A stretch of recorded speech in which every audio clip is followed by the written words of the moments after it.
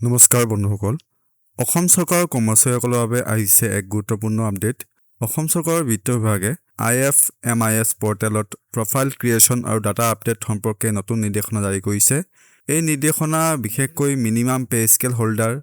অক charged fix pay muster roll আৰু অন্যান্য অনিয়মিত কৰ্মচাৰীসকলৰ বাবে প্ৰযোজ্য বিত্ত বিভাগৰ মতে বহু DDO আৰু HODয়ে প্ৰফাইল ক্ৰিয়েশ্যন আৰু ডাটা আপডেট প্ৰক্ৰিয়া সম্পূৰ্ণ কৰাত বিভিন্ন কাৰিকৰী আৰু ব্যৱহাৰিক সমস্যাৰ সন্মুখীন হৈছে ফলত বহু আবেদন আৰু অনুৰোধ বিভাগটোৰ ওচৰলৈ আহিছিল এই পৰিস্থিতিক লক্ষ্য কৰি বিত্ত বিভাগে প্ৰফাইল ক্ৰিয়েশ্যন আৰু ডাটা আপডেট সম্পূৰ্ণ কৰাৰ সীমা বৃদ্ধি কৰাৰ সিদ্ধান্ত গ্ৰহণ কৰিছে নতুন নিৰ্দেশনা অনুসৰি প্ৰফাইল ক্ৰিয়েশ্যন আৰু ডাটা আপডেট কৰাৰ শেষ তাৰিখ হৈছে 30 জুন 2026 ইয়াৰ লগতে ফিনাছাম পৰ্টেলৰ জৰিয়তে HODয়ে ভেৰিফিকেশ্যন আৰু এপ্ৰুভেলৰ কামো 30 জুন 2026ৰ ভিতৰত সম্পূৰ্ণ কৰিব লাগিব সেয়ে সংশ্লিষ্ট সকলো কৰ্মচাৰীয়ে সময়সীমাৰ ভিতৰত নিজৰ তথ্য সঠিকভাৱে আপডেট কৰিবলৈ অনুৰোধ জনোৱা হৈছে এই ধৰণৰ চৰকাৰী চাকৰি শিক্ষক আৰু কৰ্মচাৰী সম্পৰ্কীয় সকলো আপডেট পোৱাৰ বাবে আমাৰ চেনেলটো সাবস্ক্ৰাইব কৰক আৰু বেল আইকনটো অন কৰি ৰাখক ধন্যবাদ